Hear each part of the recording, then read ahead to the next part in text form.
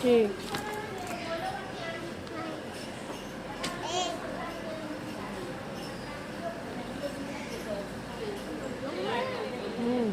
পড়তে যান অন্যে পর অন্যে ব্যাগ খালি অসুস্থ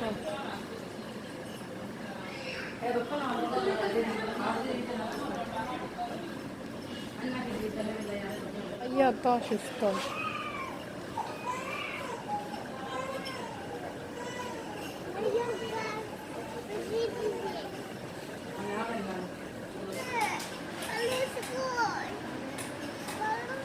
ওই ওই বালিশ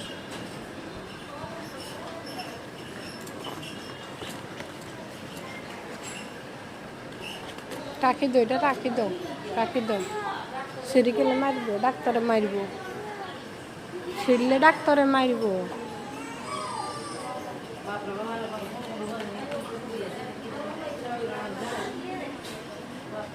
তানভীর রাখি দো হ্যাঁ না থাক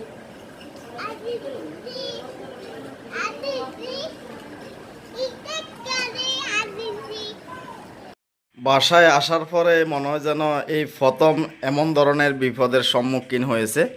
পরিবারের সবগুলা লোকই কিন্তু একদম অসুস্থ, যেমন তুরাগের আম্মু, এরা সবাই অসুস্থ দেখতে পারতেছেন, মানে একদম লাশ হয়ে আছে। আজকে 4 থেকে 5টা দিন তারা হাসপাতালে ছিল, প্রায় 16টার মতো স্যালাইন চলছে তুরাগের আম্মুর।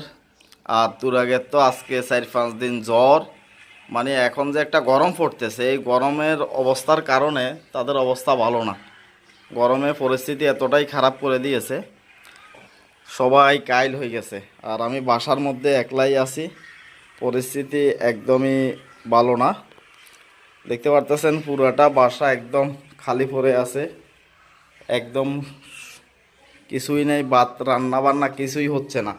দেখাচ্ছি, দেখতে পারতেছেন রান্নাবান্নার অবস্থা, পাতিল টাতিল সব কিছুই একেবারে গোছাই রেখে দিছে। এখন খাওয়া দাওয়া কোথায় থেকে হবে আল্লাহই জানে, কোথায় থেকে যে খাওয়া দাওয়া হয় আমি কিছুই বুঝতেছি না। এতরা মাহুত সবগুলা এইখানে পড়ে আছে লাশের মতো, কোনোরকম সময় পার করতেছে। আজকে সকালবেলায় আবার ডাক্তারের কাছে গেছিল, হাসপাতালে গেছিল।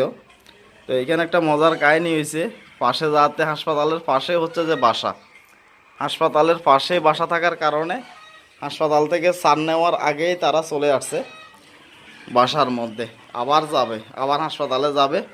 আর এইখান দিয়ে নাই হচ্ছে কারেন্ট, দেখেন উপরে ফাঁকার অবস্থা দেখেন, ফাঁকা যেভাবে আছে সেভাবে আছে, ফাঁকার অবস্থা দেখেন। আমার মোবাইল ফোনে কে কল দিল, আবার মোবাইল ফোনে কে কল দিল,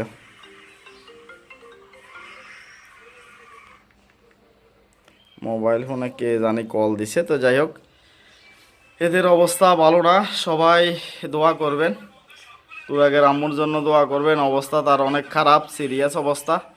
এতদিন পর্যন্ত ভিডিও বানাইছে, আপনাদেরকে ভিডিও উপহার দিছে, প্রত্যেক দিনে ভিডিও দিত, তো আজকে পারতেছে না। তুরাগের অবস্থা একেবারে কাইল হয়ে রয়েছে, শুয়ে শুয়ে মোবাইল দেখতেছে, কোনোরকম সময় কাটতেছে। তো সবাই দোয়া করবেন তাদের জন্য। তো ভালো থাকবেন, সুস্থ থাকবেন, আল্লাহ হাফেজ, আসসালামু আলাইকুম।